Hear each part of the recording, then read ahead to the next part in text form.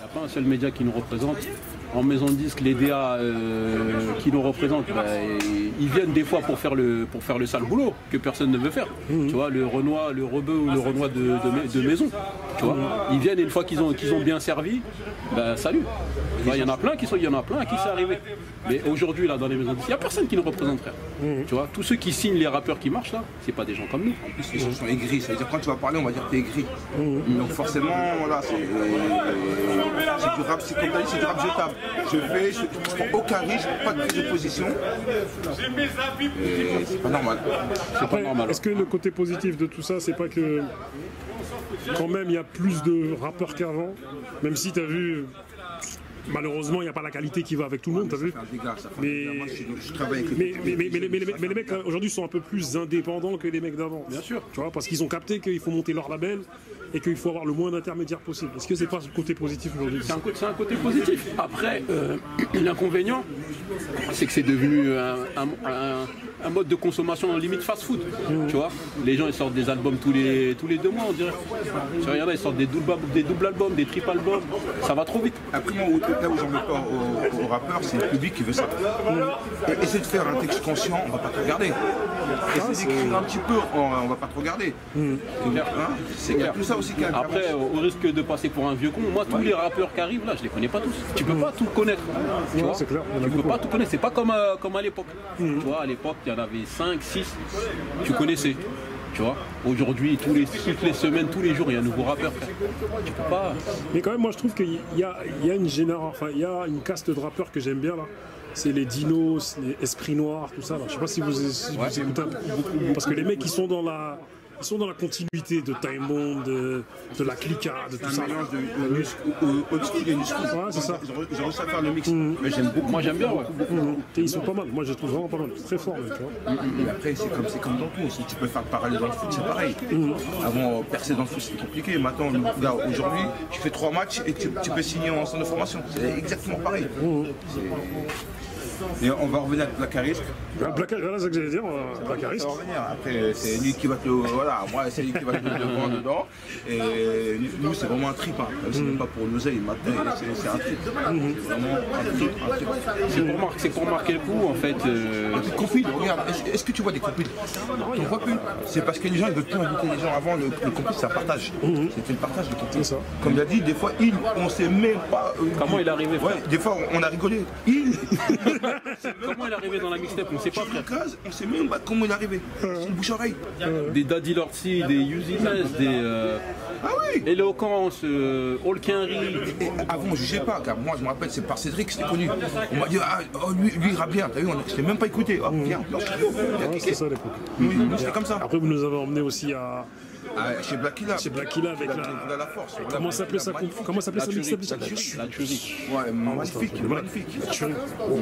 C'était un gros événement à l'époque. On avait un couplet là, j'ai écouté dernièrement là. Son couplet, il est. Vrai couplet, hein. J'ai écouté, il a cessé. Ah, l'époque, frère. Ah, c'était la belle époque. L'époque du train, l'époque de Belle Épine, l'époque de Carrefour. Le cake et la bouteille de jus, frère. On avait faim. Là, mais moi, je me souviens d'une époque où monsieur, là, Moïse, là, il nous a fait découvrir Belle Épine. Et Belle Épine, c'était un truc de ouf. Ah, on disait, mais oh, on arrivait là-bas, Belle Épine, c'était de la folie.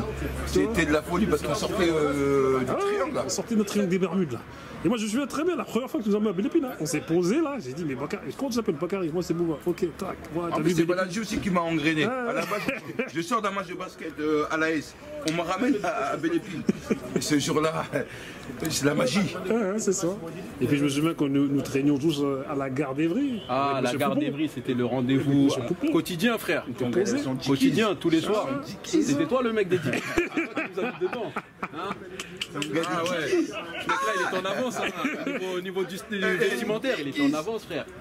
Aujourd'hui, on est là. Un mec du turfu. Non, c'est un mec du turfu. Mais après, on n'a pas persévéré. Parce que là où je suis d'accord avec toi, la nouvelle génération, les mecs, ils y croient. Voilà, ils y croient. Ils font un CD, ils vont jusqu'au bout. Ah, ils vont jusqu'au bout. On leur enlever ça. C'est clair. Nous, maintenant, on n'avait pas tout ça. Même sortir un clip avant, c'était un truc de fou avant. Sortir un clip avant, c'est un truc de fou. Regarde, comme on a dit, les clips, c'est tous les jours. Tous les jours. Mais ce qui est paradoxal, c'est qu'ils sont plus déter. Mais j'ai l'impression qu'ils ont certains, ils ont moins la passion du rap. mais ils sont déter à sortir des projets, t'as vu? Parce qu'il y a moyen de prendre de l'oseille, ils savent qu'il y a moyen de prendre de l'oseille très rapidement. Voilà, et tant mieux pour eux. Après, on peut pas leur dire, ouais, le rap c'était mieux avant. Ouais, pour nous, on va le dire. Après, comme l'a dit, on va pas faire les mecs écrits. Tant mieux pour eux. Et moi, je me rends compte aussi qu'il y a pas mal d'anciens derrière les tipeurs, tu vois. Et quand tu cherches bien, tu vois qu'il y a un... En plus, c'est des anciens qui veulent pas se montrer. Hein. T'as vu, ils sont en mode, tu sais que c'est derrière tel tipeur, en fait, il y a tel ancien. Tiens, ouais, c'est lui qui est derrière lui. D'accord. Je savais pas. Même, regarde, même le studio, une fois, c'est un souvenir il y a 2-3 ans. Tu vas au studio, les mecs, ils savent pas rapper, même pas dans les temps. Moi, je rappelle avant, je rappelle pas dans les temps. Lui, il me sortait de la cabine. Il me sortait de la cabine. Voilà, on réécrit, quoi. Mais maintenant, regarde aujourd'hui, les mecs, ils rappent pas dans les temps. C'est lourd, c'est du lourd, c'est du lourd. Mais frère, moi j'avais un studio, j'ai même pas tenu un an tellement j'en avais marre d'entendre des couplets de merde. Tu connais à l'ancienne. C'était une torture, quand tu rentrais dans la cabine, il fallait que ton C soit carré. Ah, c'est clair. Parce que derrière, t'avais des malons, derrière, t'avais des boucs qui poussaient derrière. Maintenant, c'est fini tout ça. Avant, c'était un. Je me rappelle des trucs. Ils grattaient comme ça. Ah, le gars, il voit le couplet choqué. Ah, tu déchires et tu recommences. Ah, c'était ça avant. C'était pas ça avant. Ah, c'était ça, frère. Après, chacun vit avec son temps. C'est ça. Chacun vit avec son temps. Exactement. En tout cas, les refs, ça fait plaisir de vous voir ici. Ah, frère, plaisir partagé. Hein. On est là. C'est des occasions où. Exactement. Ah oui. C'est des amitiés de 30 ans, comme j'ai dit, tu vois. Et ça, il n'y a que ça de vrai. C'est ça. Il n'y a que ça de vrai, frère. On a des souvenirs ancrés dans notre tête. Tu vois, des moments où on a marché là-bas. Clignancourt, Paris, Châtelet, Belle Épine, les studios, rapper. Mais avant, c'était. J'allais chez lui, je faisais la porte, il venait chez moi. Tu vois, c'est comme ça, il n'y a pas de. C'était le partage avant. C'était comme ça.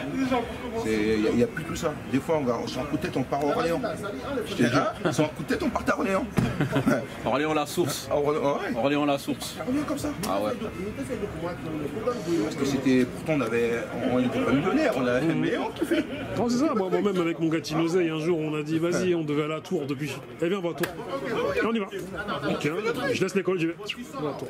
Et tout ça pour du rap, pour poser sur un morceau, pour nous faire un instru. Ils s'entraidaient. À un moment, ils travaillaient à Carrefour, cherchaient le taf, j'ai fait vigile un mois, j'ai arrêté directement. C'était trop dur. Après, c'était comme ça, on s'entraînait. Mais mec, on trouvait l'argent. Moi, quand j'ai travaillé 6 ans, là, moi j'étais à la garde d'Evry, moi. Ah, médiateur, là. J'ai dit, tu pas carré, charge du taf, ça dit quoi? Vas-y, passe par un tel. J'ai glissé pendant 6 piges. Il y avait de l'argent. En fait, on n'a pas profité du système de fou. À l'ancien, t'avais pas d'opportunité avant. T'avais plein de. Regarde aujourd'hui. C'est ça. En tout cas, les refs, merci à vous. Merci à toi, frère. Et ça frappe. Un plaisir. Ciao. À bientôt.